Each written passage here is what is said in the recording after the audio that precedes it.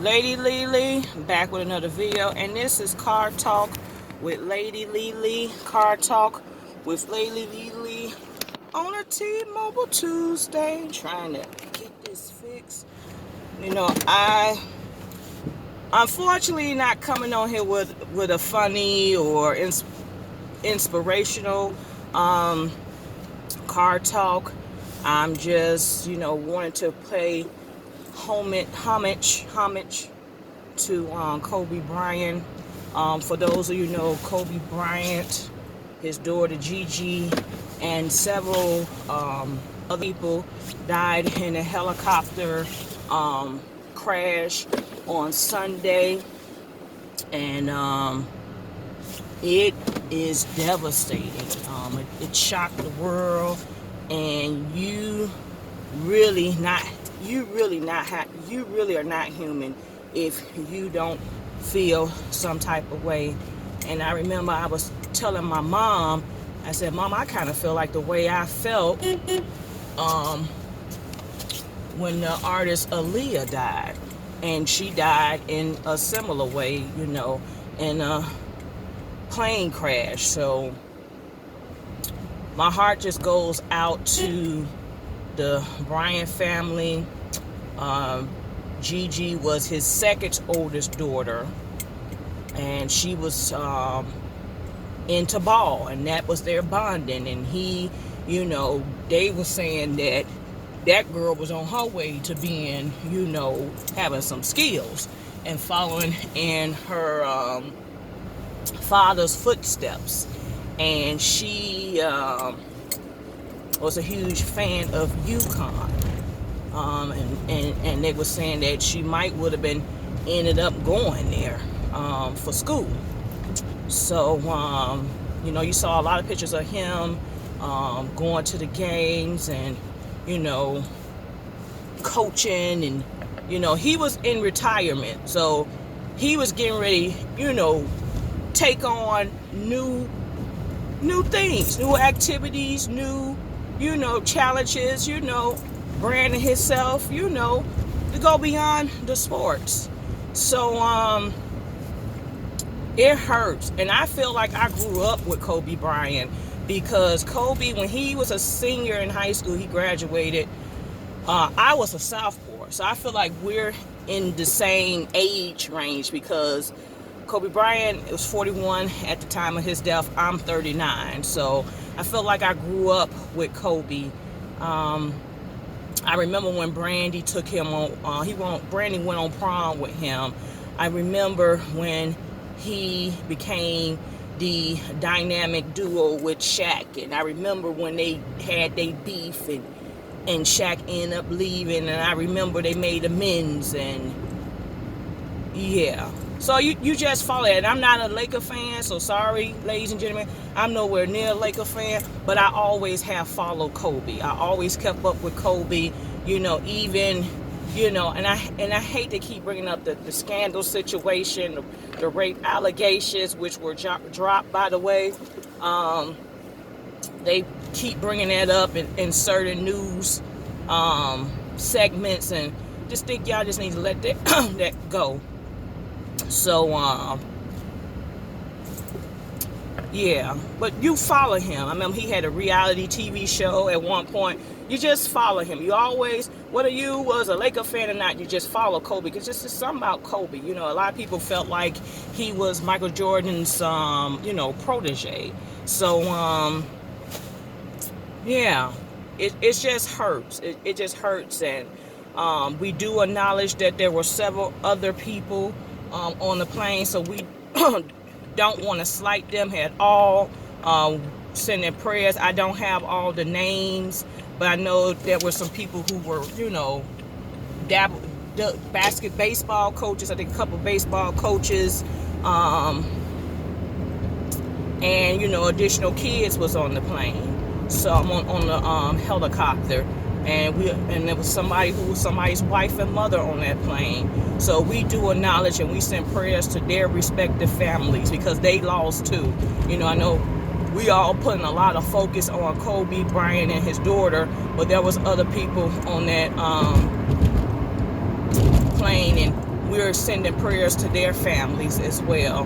And it just hurt you all, because you just think, you know, they, you know, they say death doesn't have an age range or a limit, but you just never thought, you know, I always, you know, you thought about Kobe Bryant, you thought like, what the hell are you doing? Are you gonna get over or what? That's how accidents happen. Damn. You just thought, you think of Kobe Bryant 41, you thinking like, oh man, he gonna be hanging around the NBA for years, you know, because you look at Bill Russell and all those other Julius Ervings, all them other greats, and you're like, you know, they still come and they support and they, you know, be around at the NBA events, and you just thinking like, man, you know, you just thought that. You thought you would see him and Michael Jordan and Scotty and Larry Bird and all them, you know, be real old and still coming out to, you know, support the NBA functions and stuff. So, yeah. And it's got a lot of people also thinking like life is short. You better love, you better make it happen, you better do the things that you enjoy, because life is short. You just never know. And the thing about Kobe Bryant, the helicopter, people like, well, he should have took the helicopter. And Kobe Bryant been taking helicopters for years. When Kobe Bryant was still playing, they said he would helicopter to the games. He would helicopter and park his helicopter on top of the Ritz-Carlton and go on to the Staples Center and play his games. He just, that was just a better way for him to get around. You know, LA traffic sucks. It really do. I went to LA for the first time in November, and yeah, we thought Chicago traffic was bad. Baby, no. Chicago ain't got nothing on LA traffic, and we experienced a little bit of that ourselves. So I can see. And then the thing about it, which people are starting to, now here's where we at now. Now a lot of people are starting to speculate. They are saying, okay, the conditions were foggy, and the pilot was a well-known pilot. It was a well-trained pilot. He was a pilot instructor himself and have trained many other pilots to fly. So people now are starting to say, was it a setup? Where it's some foul play? And I brought that to my mom. I said, Mom, you think something would? And she said, well, they got them other people. I said, Mama, when people after people, they don't care who are in the way. You know, when you look at gun violence, do they care if Grandma Sue or little Johnny Baby in the way? No. I pray that's not it. But now people's doing some speculations about, was that a setup? I'll just say this. If something come out the wash, I'm not going to be surprised. I'm not going to be surprised. But I'm thinking about Vanessa, his wife. I'm thinking about his daughters. They just gave birth to a baby in July. That baby really is not going to have concept of who dad is. You know what I'm saying?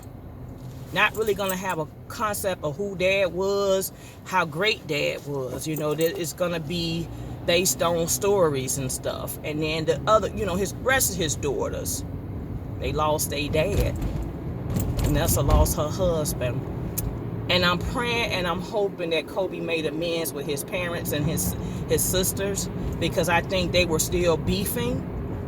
I know their relationship became strange when he did marry Vanessa.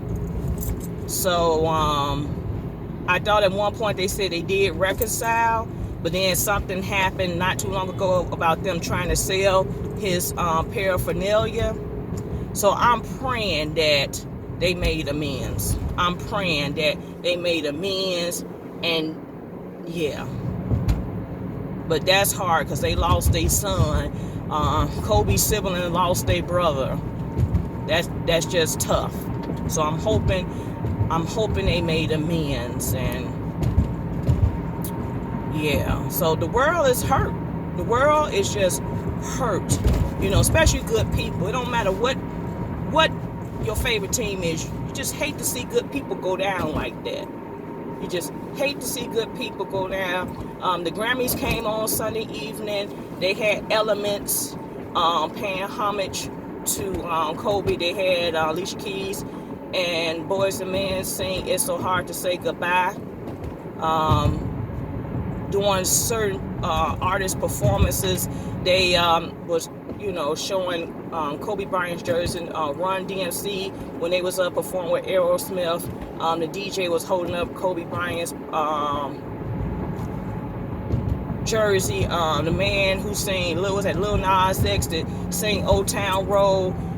His set had a Kobe Bryant jersey in the background. Everybody was just, paying homage to Kobe throughout the night. And in Chicago here, they lit up the United Center, that's where the Bulls play, Kobe Bryant's pictures and the color purple and gold. And, we all getting ready for the All-Star game, which is going to be here in Chi-Town. And, I'm sure Kobe would have been there, probably would have been in support. So yeah, I'm sure they're gonna pay homage to him at the All-Star game, and yeah, it's just sad. It's just sad. People was talking about. I'm sure they would they have an open casket? Probably not, because didn't that go up in flames and there was some chemicals involved. So they probably would, as my mom said, probably would get cremated, or it's definitely gonna be a closed casket, because yeah, they said. They had to use the dental records to identify the casualties. So I know his funeral, memorial, whatever they decide to have, is going to be huge. And I know they probably will have some at the Staples Center. My mom said she's wondering if they're going to include Gigi in on that service, or are they going to do separate services. But I can't imagine trying to do separate service and have to sit through all that. I think that might end up being, a combined effort, a combined thing. I know me, I probably couldn't do that. So, yeah, it's just rough, y'all. It just makes you stop for a second and like look at your life and just say, hey, we beef over stupid stuff. We, be petty over nonsense. We put off things. We put off loving people. We get caught up and we claim we too busy. But yeah, we need to enjoy these moments, y'all. We just need to enjoy and live life and be positive. And 9 times out of 10, what you're beefing about ain't even worth nothing. 9 times out of 10, you mad over somebody because of somebody they with, and that person is garbage. So it's just like, I don't know. It just make you stop for a moment and just say, man, just need to get it together. It ain't even worth it. That's just how I feel. And yeah. So I did want to touch base on the Grammys a little bit.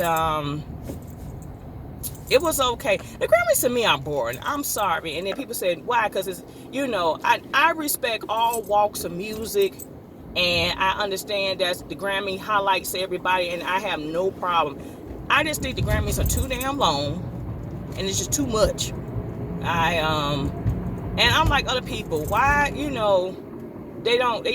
limit the amount of awards that they air? Because who the hell knew Lizzo won 3 awards? Because we only seen 1. And then Meek Mills, the rapper Meek Mills, won, a Grammy. We didn't get to see it. And that's the thing. It's like, you kind of want to see, some of your favorite artists get these awards. And I don't understand. But a lot of people are not in agreement with, again, with some of the award recipients. Like, I don't know I just learned who the hell Tyler, the Creator, are. And I listened to the radio, and I thought I was mainstream. Like, I keep up at least with the mainstream stuff. I might not be as knowledgeable on the underground type people or the up and comings, but I thought I knew my mainstream game. But apparently I didn't know who the hell Tyler, the Creator, was. I knew of Billie Eilish, if I'm saying that right. Knew who she was, but I don't know who the hell the Tyler the Creator was. And I'm like, he won something for rap. I'm like, okay. Now, man, you know that's a turning signal. You didn't supposed to do that, you damn dirt bastard.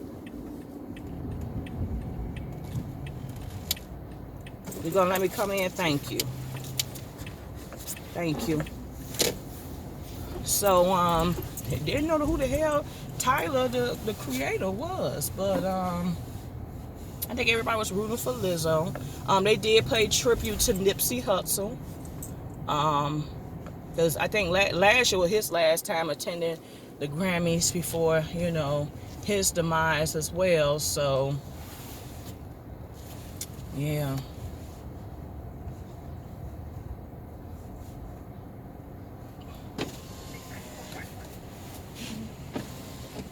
Hold on one second.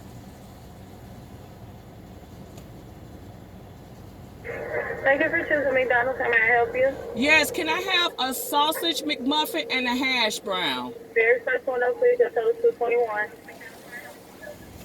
So, yeah, I don't know. And I think they had honored Diddy at something, and he lashed out.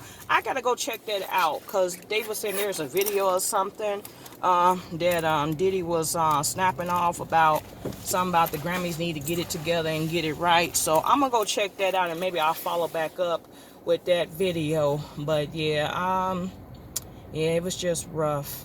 It's just rough. So I'm trying to you know, be positive. Like 2020, this January was a productive month. I'm gonna go ahead and say that, because I know we're in our last few days of this first month of the new year. I will say this is probably by far the most productive and hopeful January I have had in years. So I'm really grateful for that. And I just feel like everybody's grind and hustle game is up. You know, everybody just want to do better and live better and be better and love better. And I'm all for it. I am all for it. So we just going to keep working hard. We just going to be, you know, people had reached out to me from my story time. And they was just like, they agreed, you know, 2019 was rough. A lot of people, it was just fluke. I feel like 2019 was just a damn fluke. What the hell? And it wasn't just me. And it was a lot of people saying, like, man, you know, I don't know what the heck happened. I, you know, felt like business deals didn't go right. You know, some people was talking about, you know, they felt like they got a little depressed and money was funny, and everybody just felt like they was going through something in 19. It was just not the business. I mean, there was some people who made some strides and excel, but a lot of people just saying things was just real flukish in 2019. So I'm praying that 2020 exceeds our expectations, that we are blessed and highly favored. You know, you just got to speak this into your life. They say speak the positivity. You got to speak the positivity in your life. You gotta, you know, I will be successful. I am beautiful. I am, you know. So thank you.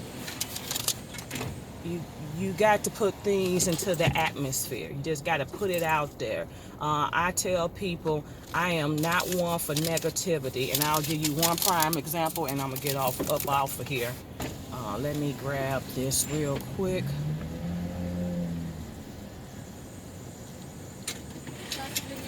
Can I have a grape jelly? Just one is fine. You too. Thank you.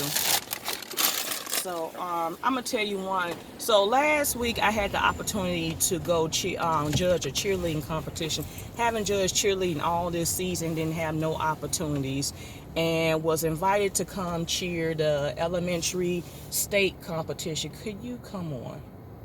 Okay, y'all turn. Look like both of y'all turning. Okay, you just never know, because these people drive like bats out of hell. You just so. I had an opportunity to judge a cheerleading competition, which was downstate. And you know, January, the weather is fun tea. It is funny. You just never know. You pray, but they was talking about, oh, it's gonna snow, and all that week my daddy was fussing about me and my mama driving down to this the weather, and we're gonna have to come, and we don't want you skidding off the road and blah blah blah. And I'm like, I've been monitoring the weather. I've been speaking positivity all week. I said, this is going to be a great experience. We're going to get down there safe. The byways are going to be safe. The weather's going to be safe. We're going to get down there and we're going to come back. And guess what, y'all? And me, my dad, y'all shouldn't go and cancel. Why you doing that? And blah, blah, blah, blah, blah. And my mama trying her best to tune it out. But that's her husband. I want to hear it.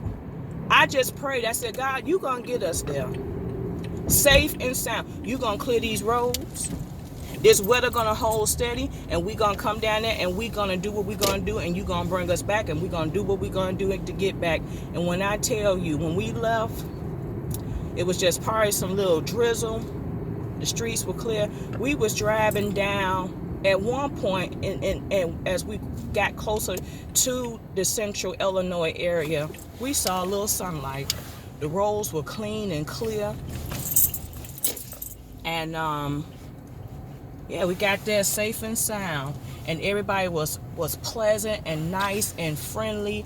And the lady who even run the competition, the executive director, she gave me a hug. She thanked me because I was an add-on. I was not originally part of the crew that was invited to do it.